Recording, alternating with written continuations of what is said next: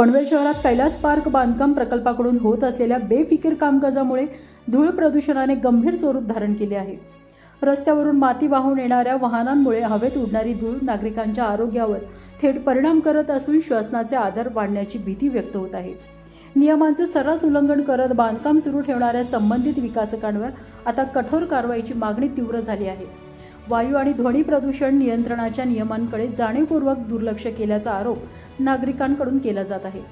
पनवेल महानगरपालिकेनेही या प्रकरणाची गंभीर दखल घेत दोषींवर दंडात्मक कारवाईसह प्रकल्प बंद करण्याचा इशारा दिला आहे.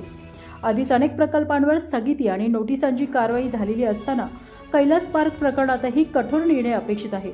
जर तात्काळ उपाययोजना करण्यात आली नाही तर नागरिक रस्त्यावर उतरून आंदोलन करण्याच्या तयारीत असल्याचा इशारा देण्यात आला आहे.